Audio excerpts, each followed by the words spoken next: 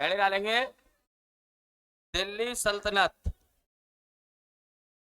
अब देखो बेटा, अब आवाज नहीं आ जाए। वैसे मुझे पता है कि तुम सभी बहुत होशियार हैं, क्योंकि मैं अगर आपसे पूछूंगा तो आपका आंसर एकदम एकदम करेक्ट आएगा और फास्ट आएगा, क्योंकि वो तो तुम बहुत होशियार है। मुझे पता है काफी समय हो गया पढ़ते पढ़ते। वापस सही ना आ रहा ना मुँह में वीडियो में। चलो बेटा देखो, दिल्ली सल्तनत, दिल्ली सल्तनत को स्टार्ट करने से पहले ध्यान से सुनेंगे बेटा। इस दिल्ली सल्तनत का जो अंतिम हिंदू शासक, अंतिम हिंदू शासक किसका?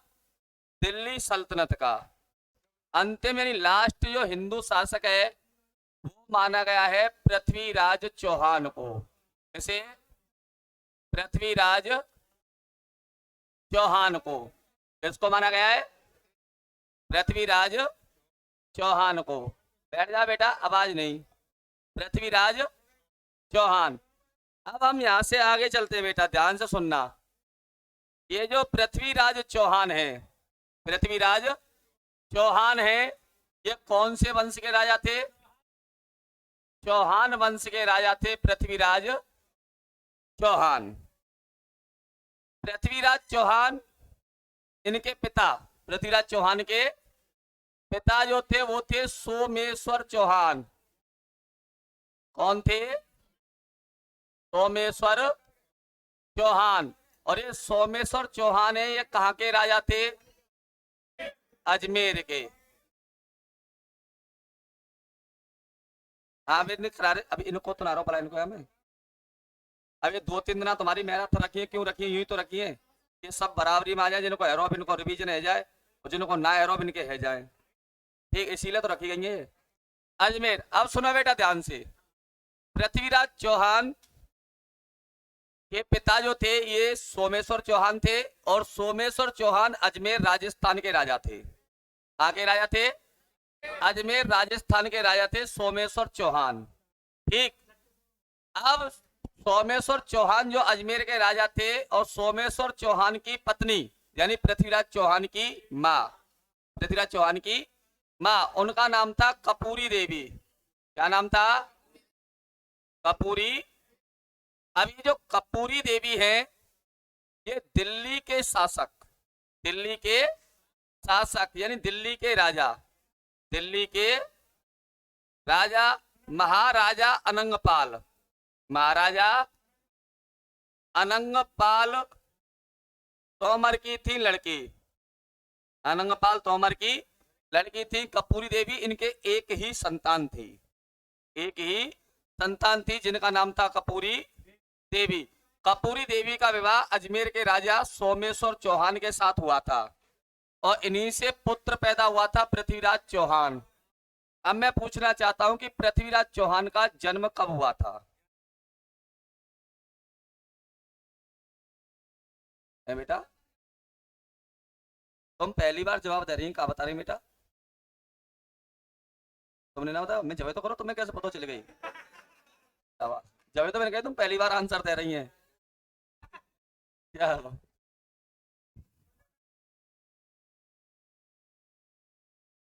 न दे सके, देवे की मैं मना ना कर रहा हूं। मुझे पता है कि कौन जवाब दे सके कौन ना दे सके, पता है मुझे। अरे यार इतने का एक्सपीरियंस नहीं हो तो फिर का हो। हाँ जी, तुम बताओ कब पे हो? 1149 में। ओ, तुम्हें पता होगा चू, पढ़े हुए आते हैं तुम। हाँ जी, तुम्हें पता है? सवाल तो बोल रही तुम अब। 30 सितंबर 1149 लड़की में थे, एक है पता हो करेक्ट। 30 सितंबर 1149 कब की बात है?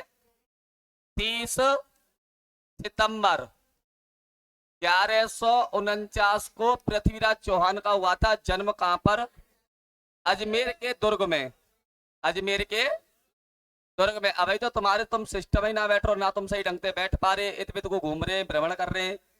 पहले तो आप सभी दोस्तों के लिए नई साल की हार्दिक शुभकामनाएं एडवांस में। और हम उम्मीद यही करते हैं कि आने वाली नई साल आपके लिए खुशियां लेकर के आए और इस साल में आपकी जॉब लग जाए, जॉब लग जाए। हम आप भगवान से यही प्रार्थना करते हैं कि 2022 की मेहनत का जो फल है आपको 2023 में जरूर और अवश्य मिले, अवश्य मिले। हमारी हमारी हार्दिक शुभकामनाएं आपके साथ है। जहां भी रहे आप, जहां भी रहे मस्त रहे। और आप जो मेहनत 2022 में जबरदस्त की है, इसका फल प्रत्येक मेहनती स्टूडेंट को 2023 में मिलना चाहिए, यही हमारी भगवान से प्रार्थना है। क्योंकि 2022 में कोई ऐसी वैकेंसी तो आई नहीं है।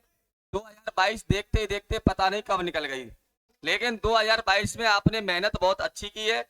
तो हम भगवान से यही दुआ करते हैं कि आपकी 2022 की मेहनत का जो फल है वो 2023 में आपको मिले और आप अपना मुकाम हासिल करें और अपनी मंजिल पर पहुंचे। और लेकिन बेटा रुकना नहीं है, रुकना नहीं है, लगातार चल रहा है, लगातार चल रहा है।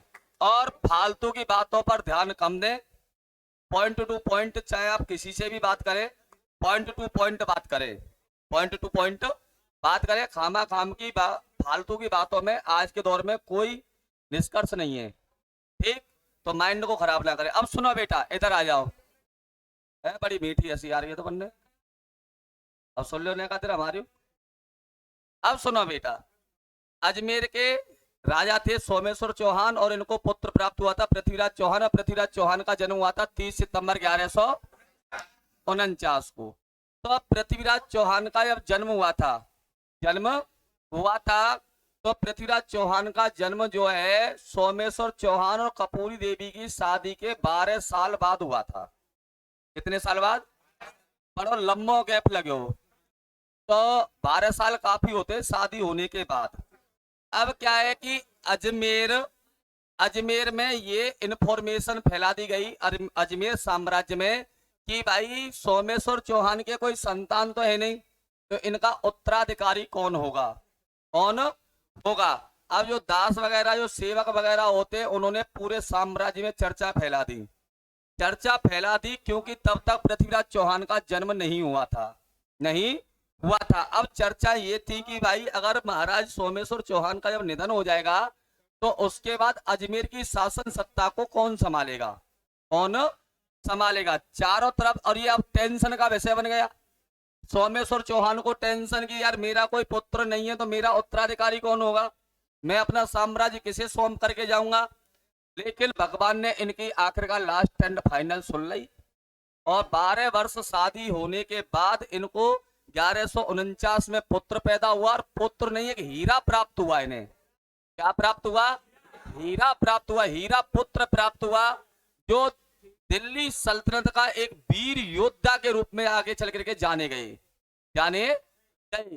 तो ऐसा बताया गया है इतिहासकारों के द्वारा कि एक समय की बात है जब पृथ्वीराज चौहान की उम्र लगभग 11 वर्ष थी। कितने वर्ष थी?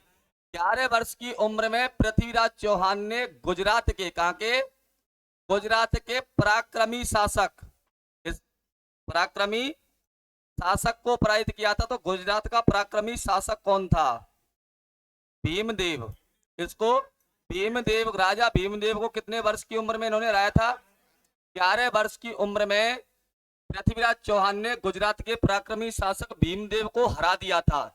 तो 11 वर्ष की उम्र कोई ज्यादा नहीं होती है, बच्चा ही होता है 11 वर्ष की उम्र में।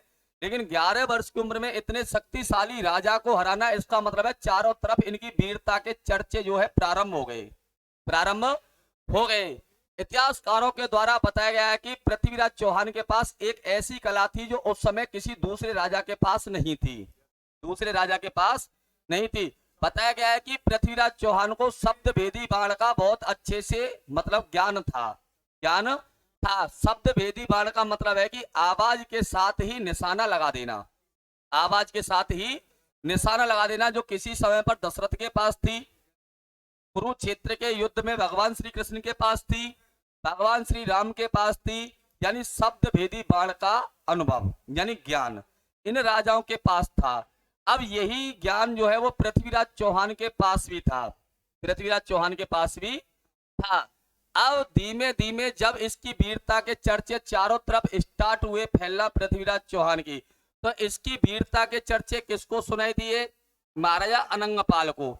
अब महाराजा अनंगपाल के सिर्फ एक लड़की थी कपूरी देवी, बाकी अदरवाइज और कोई पुत्र या पुत्री नहीं थे, नहीं थे। तो पृथ्वीराज चौहान की वीरता के बारे में जब महाराजा अनंगपाल ने सुना, किसने सुना?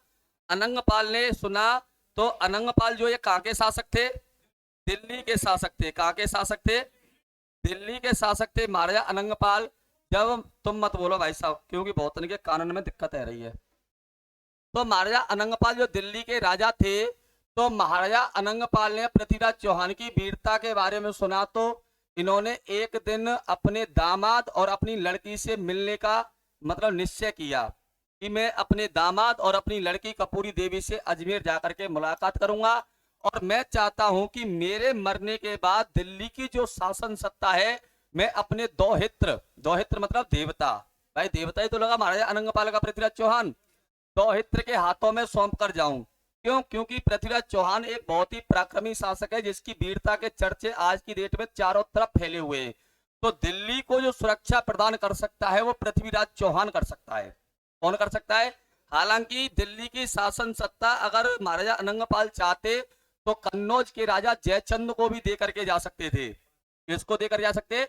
जयचंद, जो इनका भांजा था, जो इनका भांजा था। लेकिन जयचंद को जो वो वीरता थी वो चारों तरफ उसके चर्चे नहीं थे, तो इन्होंने जो दिल्ली की जो विरासत है वो महाराजा अनंगपाल ने जो प्रदान करने का निर्णय लिया था पृथ्वीराज चौहान के लिए।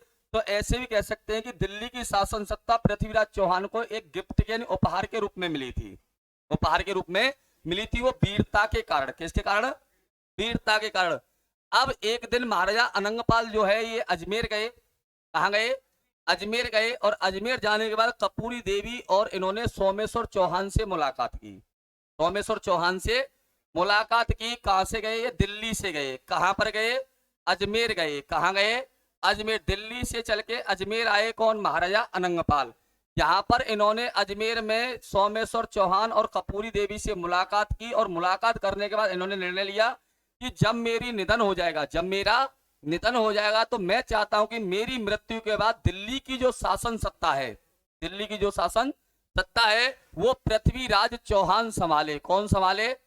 पृथ्वीराज चौहान दिल्ली की शासन सत्ता को संभाले। बेटा ऊदम नहीं देखो, ठीक? तो दिल्ली की शासन सत्ता वो कौन संभाले? पृथ्वीराज चौहान। अब इनमें ये last and final decision clear हो गया। अब इसके बाद क्या होता है? 1166 में, 1166 में महाराजा अनंगपाल का हो गया निधन। क्या हो गया? निधन हो गया। अब इनके निधन के बाद दिल्ली का जो साम्राज्य है, दिल्ली का जो साम्राज्य है, दिल्ली की जो शासन सत्ता वो किसके हाथों में आ गई? पृथ्वीराज चौहान के हाथों में आ गई। अब पृथ्वीराज चौहान ने अब दिल्ली की शासन सत्ता संभाली, और इसके बारे में पता चला जयचंद को। किसको चला? जयचंद को, कि महाराजा अनंगपाल ने दिल्ली का जो साम्राज्य है वो पृथ्वीराज चौहान के लिए सौंप दिया है। तो वो अब इससे घृणा करने लगा, और एक दिन दिल्ली आया और पृथ्वीराज चौहान से कहा कि भाई मुझे आधा साम्राज्य चाहिए दिल्ली का। दिल्ली का क्या चाहिए? आधा साम्राज्य चाहिए। चलो महाराजा अनंगपाल ने तुम्हें दिल्ली का राजा बना दिया है, तो मैं चाहता हूं कि दिल्ली का जो आधा क्षेत्र है वो मेरे लिए प्रदान किया जाए, मेरे लिए प्रदान किया जाए। तब पृथ्वीराज चौहान ने कहा कि पूरे दिल्ली की जो बागडोर है, पूरे दिल्ली की जो सुरक्षा है वो मेरे नाना महाराजा अनंगपाल ने मुझे प्रदान की है, मुझे प्रदान की है। तो मैं दिल्ली का 1 इंच क्षेत्र भी आपके लिए नहीं दे सकता, नहीं दे सकता। सिर्फ एक शर्त पर मैं दिल्ली को आपके लिए दे सकता हूं, अगर आप मुझे युद्ध में हरा दें तो। हरा दें। अब जयचंद में इतनी हिम्मत नहीं थी कि वो पृथ्वीराज चौहान को हरा सके। जब उसके सामने अच्छे अच्छे पराक्रमी राजा फैल हो गए, तो जयचंद की तो औकात ही क्या थी पृथ्वीराज चौहान को हराने की। अब पृथ्वीराज चौहान ने इनकार कर दिया, तो अब इनके बीच में हो गया बेटा 36 का आंकड़ा। एक दूसरे को देख करके मतलब ना पसंद करने लगे, और अपना अपना वो देखने लगे मौके का फायदा उठाएंगे। अब क्या होता है कि धीमे धीमे समय व्यतीत होता गया, तो बेटा इतिहासकारों के द्वारा बताया गया है कि एक गजनी का शासक था। कहाँ का? गजनी का। और गजनी पड़ता है बेटा अफगानिस्तान में। कहाँ का शासक था? गजनी का। ध्यान से सुन लेना, आवाज नहीं। गजनी का शासक कहाँ का? गजनी का शासक था। गजनी पड़ता है बेटा अफगानिस्तान में। कहाँ पड़ता है? अफगानिस्तान में। गजनी का जो शासक था बेटा उसका नाम था मोहम्मद शहाबुद्दीन गौरी। शहाबुद्दीन गौरी, पूरा नाम था मोहम्मद शहाबुद्दीन गौरी। इस मोहम्मद गौरी की अपने साम्राज्य को बढ़ाने की लालसा बड़ी थी, यानी इसका साम्राज्य का ये विस्तार करना चाहता था, विस्तार करना चाहता था। इस मोहम्मद गौरी का एक गुलाम था बेटा जिसका नाम था कुतुबुद्दीन ऐबक। क्या नाम था? कुतुबुद्दीन ऐबक। ये कुतुबुद्दीन ऐबक जो है ये इसका गुलाम था मोहम्मद गौरी का, और ये इलवरी तुर्क था। कौन था? इलवरी तुर्क। कौन था? यानी इलवरी तुर्क का मतलब है तुर्क का रहने वाला था, तुर्की का। कहाँ का? तुर्की का। लेकिन इसका गुलाम था ये मोहम्मद गौरी का। किसका? मोहम्मद गौरी का। अब बेटा क्या होता है कि मोहम्मद गौरी और पृथ्वीराज चौहान, मोहम्मद गौरी और पृथ्वीराज चौहान के बीच बेटा, इन दोनों के बीच में एक युद्ध होता है। क्या होता है? युद्ध होता है। ये अपने साम्राज्य को बढ़ाना चाहता था और उस साम्राज्य को देख कौन रहा था? पृथ्वीराज चौहान। जब उसने अपनी जैसे साम्राज्यवादी नीति बढ़ाई तो साम्राज्य कैसे बढ़ सकता है? किसी पर आक्रमण करके। अब आक्रमण ये हिंदुस्तान पर करेगा तो हिंदुस्तान का जो राजा होगा वो जवाबी कार्रवाई करेगा कि नहीं करेगा? करेगा। तो इधर से पृथ्वीराज चौहान ने भी जवाबी कार्रवाई की। तो दोनों की सेनाएं बेटा पंजाब में एक जगह है सिंध में, तराइन। कौन सी जगह है? तराइन। तो तराइन नामक स्थान पर इन दोनों राजाओं की सेनाएं आपस में भिड़ गईं। कहां भिड़ गईं? और यह बात थी बेटा 1191 की, 1191 की। दोनों की सेनाएं आमने सामने से भिड़ गईं, आमने सामने से भिड़ गईं। जब बेटा दोनों की सेनाएं आमने सामने से भिड़ गईं तो दोनों राजाओं ने जो युद्ध का है वो अपना अपना बायोडाटा रूपरेखा तैयार की, रूपरेखा तैयार की, रूपरेखा तैयार की। तो इन्होंने रूपरेखा बताया कि कौन सी क्षेत्र की कमान कौन सा शासक संभालेगा, कौन सा शासक संभालेगा, और राजा कौन से क्षेत्र की कमान संभालेगा और वो कहाँ रहेगा, कहाँ रहेगा। पहले युद्ध के क्या है कि हर चीज के तरीके हुआ करते थे, तरीके हुआ करते थे कि युद्ध कब से कब तक लड़ा जाएगा, कितने समय लड़ा जाएगा, कब युद्ध को विराम दिया जाएगा। तो इससे छल कपट की नीति इस युद्ध के बाद जो मान लो तुम वास्तविक रूप से प्रारंभ हो गई थी, तब से इंडिया में मुगलों के मुसलमानों का आगमन हुआ था। छल कपट की नीति इंडिया में इन लोगों ने स्टार्ट की थी। इससे पहले हर समय युद्ध का एक नियम हुआ करता था। जैसे आपने देखा होगा कभी किसी भी राजा ने युद्ध की मर्यादाओं का उल्लंघन नहीं किया। चाहे आप वो राम और रावण का युद्ध देख लीजिए, वो युद्ध भी एक मर्यादा के विरुद्ध ही हुआ था, यानी एक दायरे में रहकर के हुआ था। किस में रहकर के हुआ था? दायरे में रहकर के युद्ध हुआ था कि युद्ध इतने बजे स्टार्ट होगा, शाम को इतने बजे चलेगा, सूर्य अस्त होने के बाद युद्ध को विराम दिया जाएगा और दोनों की सेनाएं अपने अपने शिविरों में लौट जाएंगी, लौट जाएंगी। लेकिन यहाँ से इन युद्धों के बाद यहाँ से कपट वाली नीति स्टार्ट होती है कि रात में अटैक कर देना, सोती हुई सेना के ऊपर आक्रमण कर देना, आक्रमण कर देना, जो युद्ध के नियमों के विरुद्ध था, युद्ध के नियमों के विरुद्ध था। अब युद्ध के नियमों का उल्लंघन इन्होंने इसलिए किया क्योंकि ये भारत के राजाओं से जीत नहीं पा रहे थे, जीत नहीं पा रहे थे। तो इनके बीच में बेटा तराइन का युद्ध होता है। कौन सा होता है? तराइन का युद्ध होता है। और तराइन का युद्ध बहुत ही घमासान युद्ध हुआ, घमासान युद्ध हुआ, जिसमें बेटा last and final Prithviraj Chauhan की जीत हुई। किसकी जीत हुई? पृथ्वीराज चौहान की जीत हुई। अब इस युद्ध से पृथ्वीराज चौहान का जो वर्चस्व है वो और बढ़ गया, और बढ़ गया क्योंकि गजनी के शासक को हराया और पृथ्वीराज चौहान ने इस युद्ध में मोहम्मद गौरी को बना लिया बंदी। क्या बना लिया? बंदी। अब बंदी बना करके जिन्हें अजमेर लाया गया और अजमेर के कारागृह में इन्हें कैद करके डाल दिया गया। तो अजमेर में इन्हें कैदी के रूप में डाल दिया गया। तो मोहम्मद गौरी जब कैदी के रूप में पड़ा है तो बेटा पृथ्वीराज चौहान का एक दरबारी कवि था जिसका नाम था चंद्रबरदाई। क्या नाम था? चंद्रबरदाई। चंद्रबरदाई जो है ये पृथ्वीराज चौहान का दरबारी कवि था, दरबारी कवि था चंद्रबरदाई, जो कि बहुत ही उस समय का माइंडेड व्यक्ति था, माइंडेड व्यक्ति था, बहुत दिमाग से काम लेता था ये व्यक्ति। ज्योतिष में बहुत अच्छे से विश्वास करता था, पहले से पहले अनुमान के आधार पर बता देता था कि आने वाले समय में क्या हो सकता है, क्या हो सकता है। इस सब के बारे में इंफॉर्मेशन कौन देता था पृथ्वीराज चौहान के लिए? चंद्रबरदाई। अब क्या होता है, चंद्रबरदाई एक दिन कारागृह में मिलने जाता है, किससे?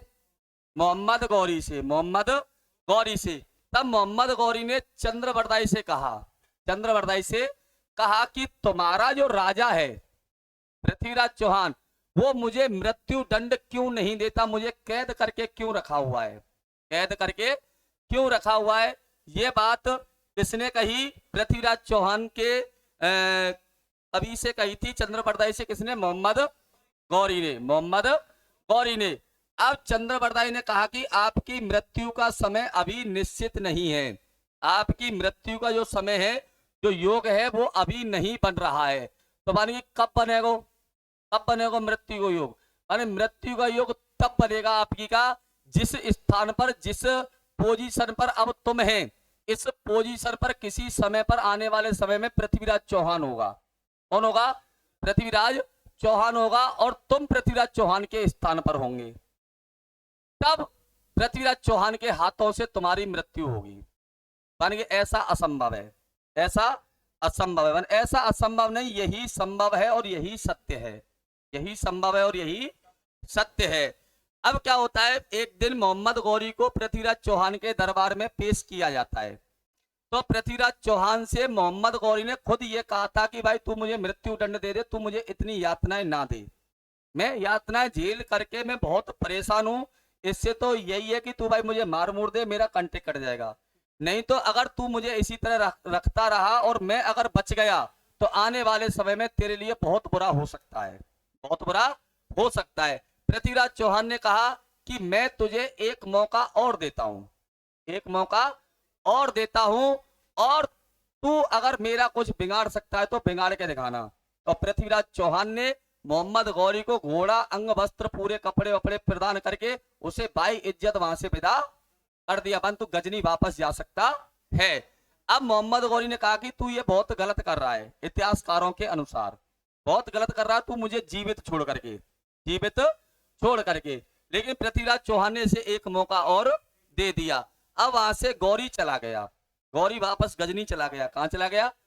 गजनी, अफगानिस्तान चला गया। इस गौरी का एक भाई था, गौरी का एक भाई था जिसका नाम क्या था? मीर हुसैन। क्या नाम था? ध्यान से सुनते चलना। इस मोहम्मद गौरी का एक भाई था जिसका नाम था मीर हुसैन। क्या नाम था? मीर हुसैन। मीर हुसैन इसका था भाई। ठीक। अब कुतुबुद्दीन ऐबक था इसका गुलाम। क्या था? इस कुतुबुद्दीन ऐबक ने चित्ररेखा नामक लड़की जो है वो इसको उपहार में प्रदान की थी। इसको, मोहम्मद गौरी को। इतिहासकारों के द्वारा बताया गया कि इस चित्ररेखा जो थी ये बहुत ही स्मार्ट लड़की थी, और सुंदरता पे दुनिया मरती है पहले से ही। ठीक। अब कोई नई बात ना है आज के दौर की। अब ये जो चित्ररेखा जो थी, चित्ररेखा जो थी, ये मतलब नाच गाने का काम किया करती थी, मतलब राजाओं का मनोरंजन किया करती थी। ठीक। नृत्य का थी। अब एक दिन चित्ररेखा को नाचते हुए मीर हुसैन ने देख लिया। किसने देख लिया? अब मीर हुसैन ने इसको देख लिया, तो मीर हुसैन इसको दिल दे बैठा, दिल दे बैठा। अब दिल दे बैठा तो बेटा अभी तो एक तरफा प्यार चल रहा है, एक तरफा प्यार चल रहा है। ठीक। ध्यान से सुनना बेटा, ध्यान से सुनना। लड़की, हर लड़की मुस्कुराती है, हर लड़का मुस्कुराता है, तो इसका मतलब ये नहीं कि वो प्यार होता है, इसका मतलब ये नहीं कि वो प्यार होता है। ध्यान से सुनना। अब ये राजा का भाई था मीर हुसैन, मीर हुसैन। अब चित्ररेखा पर जब इसकी नजर पड़ी तो यो मान लो यहाँ पे फिदा है वो, पूरी तरह से लट्टू है वो जी। कौन पे? अब दोनों में धीमे धीमे प्यार का स्तर बढ़ता जाता है, बढ़ता जाता है। अब इनमें प्यार की गहराई इतनी हो गई कि ये एक दूसरे के लिए जान देने तक को तैयार हो गए। प्यार जब परमान चढ़ता है तो ये मान लो तूफानों से भी टकरा। अब ये तूफानों से टकराने के तैयार हो गए। अब तूफान कौन था? तूफान कौन था? अब मोहम्मद गौरी को जब इनके प्यार के बारे में पता चला तो मोहम्मद गौरी एकदम से जो मान लो उसका पारा 7वें आसमान पर चढ़ गया।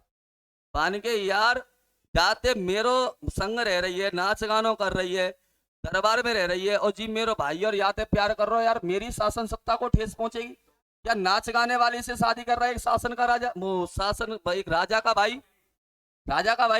तो इसको बहुत ये बात अच्छी नहीं लगी तो इसने क्या किया, इसने पहले तो इसको समझाया प्यार से कि भैया तू मान जा भाई, ऐसा मत करे और गले मिल जाएंगी, शादी करा देंगे। राजा को भाई ये दिक्कत का है, लेकिन यहाँ ने कही कि भाई साहब चाहे कछू है जाए, मैं चित्र रेखाते ही शादी करूंगा। वो चित्र रेखाते ही। अब समझाने के बावजूद जब ये नहीं माना तो इनके लिए मृत्यु दंड का फैसला सुनाया गया। मृत्यु दंड का फैसला। अब जिनने पता ही मरनो तो हती है, पर ये कैसे यहाँ थे अगर मौका मिल जाए तो भाग चले, जैसे अब भाग जाए प्रेजेंट में, ठीक। तो भैया ये दोनों मौको पाए के वहां से निकल करके दोनों वहां से आ गए तुम्हारे अजमेर क्षेत्र की सीमा में। किसकी सीमा में आ गए? अजमेर क्षेत्र की सीमा में आ गए, यानी कि पृथ्वीराज चौहान के क्षेत्र में आ गए जी। अब आने के बाद मीर हुसैन जो है किसके पास गया? अब पृथ्वीराज चौहान के दरबार में जाकर के गया। तो पृथ्वीराज चौहान अपने सावंतों के साथ बैठ करके जब मीटिंग कर रहे थे तो उसमें ये जायजा ले रहे थे कि भाई इस प्रजा में किसी व्यक्ति को कोई परेशानी तो नहीं है। परेशानी तो सबका हालचाल जान रहे थे। जब सभी सामंतों ने, सभी प्रजा के लोगों ने कहा कि नहीं शासन सत्ता सही चल रही है, किसी को कोई परेशानी नहीं है, तो उसमें मीर हुसैन बोला हाथ खड़ा करके, साहब मुझे परेशानी है। मान के भाई ये नया बंदा कौन आया है, इसको बुला के लाओ। अब राजा के सामने, पृथ्वीराज चौहान के सामने पेश किया गया मीर हुसैन को। किसको पेश किया गया? मीर हुसैन को। मान के भाई कहां से आए हैं आप? कहां से आए हैं? मान के मैं जो हूं, मैं गजनी के शासक यानी अफगानिस्तान के शासक मोहम्मद गौरी का भाई मीर हुसैन हूं। कौन हूं? मीर हुसैन। और मैं जो है चित्ररेखा से प्यार करता हूं, और चित्ररेखा और मुझको हमारे जो भाई है मोहम्मद गौरी ने मृत्यु दंड देने का प्रावधान किया है। तो इसलिए मैं गजनी से वापस भाग करके आपके क्षेत्र की सीमा में आया हूं, तो मुझे शरण प्रदान की जाए। पृथ्वीराज चौहान ने कहा कि क्या चित्ररेखा भी आपसे प्यार करती है? बनी करती है। आप भी चित्ररेखा से प्यार करते? बनी करते हैं। तो फिर मोहम्मद गौरी को दिक्कत क्या है? मोहम्मद गौरी को, बेटा आवाज नहीं आ जाए, मोहम्मद गौरी को दिक्कत क्या है? भाई दिक्कत यह है कि चित्ररेखा जो है वो एक नाच गाना करने वाली महिला है, जो हमारे दरबार में नृत्य करके राजाओं का मनोरंजन कराया करती है, और मैं उससे प्यार करता हूं। तुम दोनों करते। तो इसने इसे अपने क्षेत्र में रहने के लिए स्थान दे दिया। किसको दे दिया? मीर हुसैन को। जबकि पृथ्वीराज चौहान के काका खन ने इसका विरोध किया था कि मैं मोहम्मद गौरी और मीर हुसैन में कोई अंतर नहीं समझता, क्योंकि आज मीर हुसैन आया है, कल गौरी आएगा, और जब कल गौरी आएगा तो फिर युद्ध की स्थिति बनेगी। तो मैं चाहता हूं कि मीर हुसैन को अपने साम्राज्य में रहने के लिए स्थान ना दिया जाए।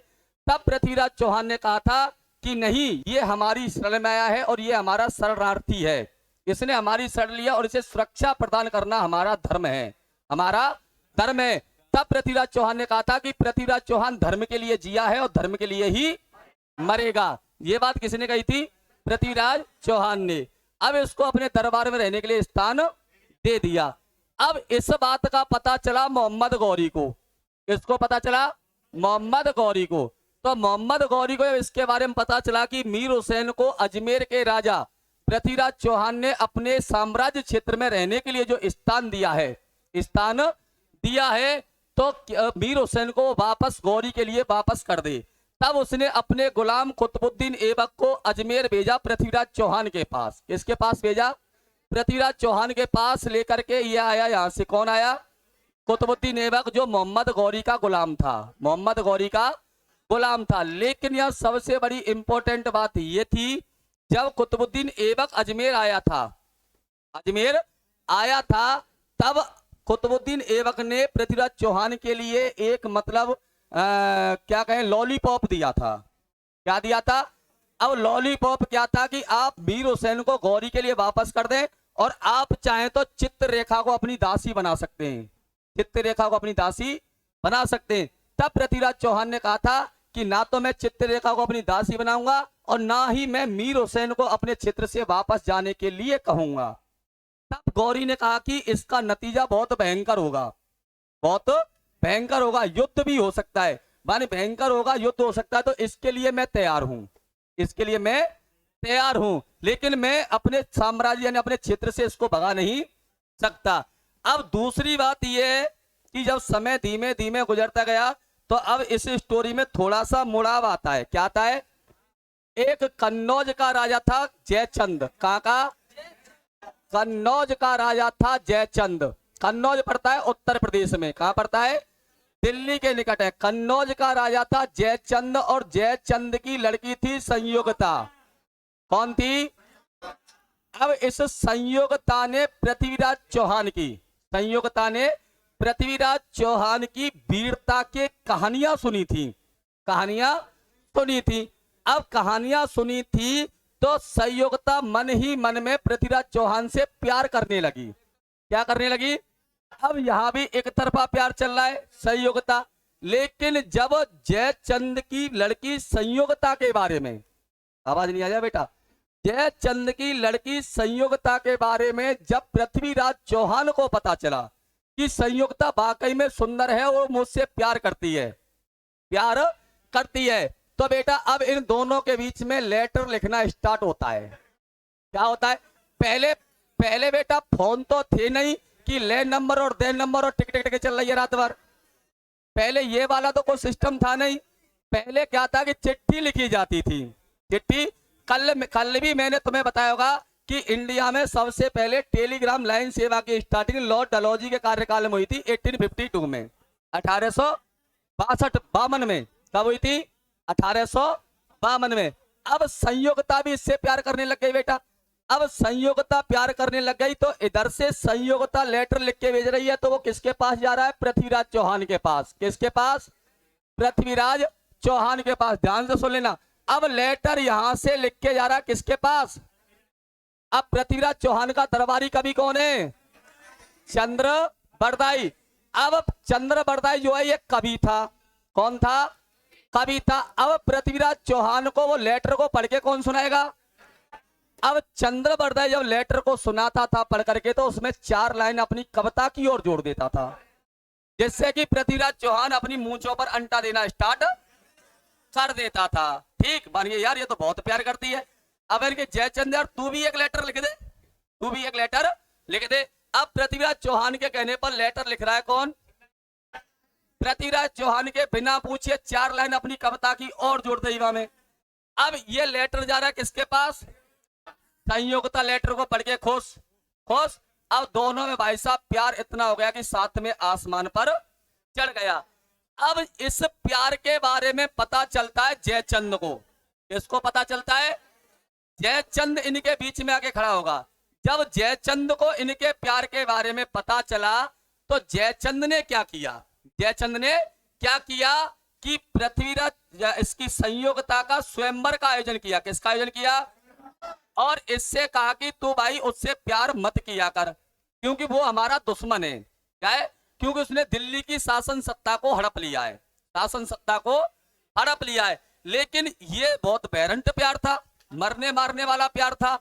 तो बेटा क्या होता है, संयोगता ने अपने पिता की बातों को मतलब अनसुना कर दिया, अनसुना कर दिया। अब बेटा क्या होता है कि एक दिन जब स्वयंवर का आयोजन हुआ तो उसमें देश विदेश के राजाओं को निमंत्रण दिया गया, और जो राजा सबसे स्मार्ट होगा, सबसे सुंदर होगा, बलशाली होगा, जिसका साम्राज्य क्षेत्र बहुत बड़ा होगा, उसके साथ संयोगता का मतलब शादी की जाएगी। अब बेटा सभी राजा मारे देश विदेश थे, श्रीलंका आते और वहां थे, पंबन द्वीप थे, चल चला के काए बेटा कन्नौज आए, पैदल चल चल के आए। ठीक। अब बेटा संयोगता को जब पता चला कि स्वयंवर का आयोजन हो रहा है, और बेटा द्वार पर जो है पृथ्वीराज चौहान की एक कांसे की मूर्ति बना करके कहा लगवा दी, द्वार पे। अब देश विदेश के राजा महाराजा आ रहे और वो कह रहे वाह, पृथ्वीराज चौहान जो दिल्ली का इतना बड़ा शासक है, दिल्ली का इतना बड़ा शासक है, और आज एक मूर्ति के रूप में खड़ा हुआ है। किसके रूप में खड़ा हुआ है? मूर्ति के रूप में खड़ा हुआ है दिल्ली का शासक। तो सभी उसका अपमान करने लगे। क्या करने लगे? अपमान करने लगे। जब अपमान करने लगे बेटा, जब संयोगता स्वयंवर माई बन ठन के मेकअप करा करूग ने एकदम पेरेंट बन के, तो क्या होता है जब संयोगता आई तो संयोगता से कहा गया कि बेटी इन सभी राजा महाराजाओं में तुझे जो वर पसंद आए, जो वर पसंद आए तू उसे चुन सकती है। ये बात किसने कही? किससे कही? अब संयोगता बोली जिससे मैं पसंद करती हूं, जिससे मैं पसंद करती हूं, जिससे मैं प्यार करती हूं, आपने उसको तो निमंत्रण ही नहीं दिया। अब तुम बताओ मैं इनमें से किसको चुनूं? ना तो मैंने इसका इनमें से किसी का नाम सुना, ना मैंने इनमें से किसी के चर्चे सुने, ना ही मैं इनमें से किसी को जानती हूं। पृथ्वीराज चौहान तो अपने दिल्ली का शासक है जिससे मैं प्यार। अब बेटा पृथ्वीराज चौहान को जब पता चला कि संयोगता का स्वयंवर हो रहा है, तो पृथ्वीराज चौहान के घोड़े का नाम था बेटा नृत्य रंबा। क्या नाम था बेटा? नृत्य रंबा। पृथ्वीराज चौहान के घोड़े का नाम क्या था? नृत्य रंबा। पृथ्वीराज चौहान के घोड़े का नाम था नृत्य रंबा। अब बेटा जब पृथ्वीराज चौहान को पता चला, पृथ्वीराज चौहान को पता चला, तो बेटा वो घोड़े पर बैठ गए। जैसा समझो tiger is back, tiger is back. कौन आता है बेटा? पृथ्वीराज चौहान। कहां आता है बेटा? किस में आता है बेटा? किस पे बैठ के आता है बेटा? घोड़े पर बैठ कर। घोड़े का नाम क्या था बेटा? पृथ्वीराज चौहान के घोड़े का नाम क्या था? अब बेटा घोड़े पर बैठ करके आया पृथ्वीराज चौहान। अब आया और स्वयंवर से संयोगता को उड़ा ले गया। कौन उड़ा ले गया? अब ले जाने के बाद बेटा दिल्ली में पूरे हिंदू रीति रिवाज के अनुसार इन्होंने शादी की। क्या की? अब शादी होने के बाद बेटा दही देवता पूजे के ना पूजे? अरे शशांक सर, अब इनके तो पूजे ही ना, जिनने कहा बताओगे। शादी होने के बाद दही देवता पूजते। अब बेटा सुनो, चौहान वंश की, ओए चौहान वंश की जो कुल देवी है उनका नाम है शाकंभरी देवी। क्या नाम है? और शाकंभरी देवी का मंदिर है बेटा अजमेर में। कहां पर है? जो चौहान वंश की कुल देवी है, चौहान वंश की कुल देवी है। तो बेटा अब ये दिल्ली से कहा जाएंगे दही देवता ने पूजवे? अजमेर। कौन से मंदिर में जाएंगे? शाकंभरी देवी के मंदिर में। अब बेटा ये दिल्ली से अजमेर गए। आ गए अजमेर। इधर यहाँ जयचंद को अपमानित होना पड़ा सभी राजाओं के सामने, क्योंकि जब एक लड़की, आप पता हो कि ये लड़की पृथ्वीराज चौहान से प्यार करती है, तो इन्हें राजाओं को क्यों बुलाया? सभी राजा कह रहे कि हमें कहीं जाते हैं वैसी देख के बुलाया, इतने दूर से चल के आए, हम क्यों बुलाए तूने यहाँ? जब तुझे पता है तेरी लड़की ऑलरेडी प्यार करती है पृथ्वीराज चौहान से, तो हमको क्यों बुलाया? क्या हमको अपमानित करने के लिए बुलाया गया था? तो इसकी बहुत बेइज्जती हुई बेटा यहाँ पर। अब इसके बाद क्या होता है, दही देवता पूज गए अजमेर में जाके इनके। अब अजमेर से लौट के आए बेटा दिल्ली में। पहली बार आमने सामने बैठ के मिलने, एक दूसरी भूतवा की सुंदरता की बातें कर रहा है, वो उसकी वीरता की बातें कर रही है कि मैंने आपने सुना था कि आपने 11 वर्ष की उम्र में गुजरात के पराक्रमी शासक भीमदेव को हरा दिया। भीमदेव को तराइन के प्रथम युद्ध में आपने मोहम्मद गौरी को हरा दिया। पृथ्वीराज चौहान ने कहा कि मैंने भी आपकी सुंदरता के बारे में जितना सुना था, आप उससे कई गुना अधिक सुंदर निकली, कई गुना अधिक सुंदर निकली। तब पृथ्वीराज चौहान ने संयोगता के लिए दो बात कही थी, दो बात कही थी। क्या कहा था पृथ्वीराज चौहान ने संयोगता से पहली बार मिलने पर? कि पृथ्वीराज चौहान ने संयोगता से कहा था बेटा कि घड़ी गजब लगती है, कि घड़ी गजब लगती है लिपस्टिक तेरे होठों पर, कि घड़ी गजब लगती है, कि घड़ी गजब लगती है लिपस्टिक तेरे होठों पर। अगर मेरा बस चलता, अगर मेरा बस चलता तो मैं तेरी तस्वीर बना देता 10 रुपए के नोटों पर। यह बात किसने कही थी? यह बात किसने कही थी? पृथ्वीराज चौहान की पत्नी संयोगता ने। अब बेटा सुनो, अब यहां से स्टोरी में चेंज होगा। क्यों? क्योंकि किसी के पतन का जो कारण होता है वो स्त्री ही होती है। अब पृथ्वीराज चौहान के पतन का कारण बनेगी संयोगता। कौन बनेगी? अब पतन का कारण कैसे बनेगी, ये बात ध्यान से सुननी है। अब बेटा ये जयचंद जो है कुछ समय बाद जब ये अपमानित हुआ तो कुछ समय बाद ये गजनी के शासक मोहम्मद गौरी से जाकर के मिल गया। किससे मिल गया? और मोहम्मद गौरी से इसने कहा कि तुझे जितनी धन दौलत, तुझे जो कुछ चाहिए वो कन्नौज का राजा जयचंद तुझे प्रदान करेगा, लेकिन पृथ्वीराज चौहान चाहिए जिंदा या मुर्दा। अब पृथ्वीराज चौहान के बारे में जब इसने सुना गौरी ने, तो गौरी को 91 में हराया था तराइन के युद्ध में। अब जब गौरी ने सुना तो गौरी ने जयचंद के दास से पूछा कि भाई तुम ऐसा क्यों चाहते हो, ऐसा क्यों चाहते हो? तब जयचंद ने क्या कहा कि मुझे भरी सभा में पृथ्वीराज चौहान ने अपमानित किया है और स्वयंवर में से मेरी लड़की का उसने अपहरण किया है। अब मैं चाहता हूं कि मुझे अपमानित किया गया, मेरा जो भरी सभा में अपमान हुआ है, तो मैं उस अपमान का बदला पृथ्वीराज चौहान से लूं। अब क्या होता है, दोनों में मित्रता हो गई, मित्रता हो गई। अब यानी जितनी भी पृथ्वीराज चौहान की कमजोरियां थी वो सब कमजोरियां शेयर कर दी किससे? मोहम्मद गौरी से। तो मोहम्मद गौरी और पृथ्वीराज चौहान के मध्य, मोहम्मद गौरी और पृथ्वीराज चौहान के मध्य युद्ध होता है बेटा दूसरा। कौन सा होता है? दूसरा होता है तराइन का युद्ध। कौन सा होता है? तराइन का दूसरा युद्ध हुआ था 1192 में, 1192 में। अब ये युद्ध हुआ था पृथ्वीराज चौहान और गौरी के मध्य, पृथ्वीराज चौहान और गौरी के मध्य। अब युद्ध इतना भयानक हुआ था ये, एक मिनट बेटा,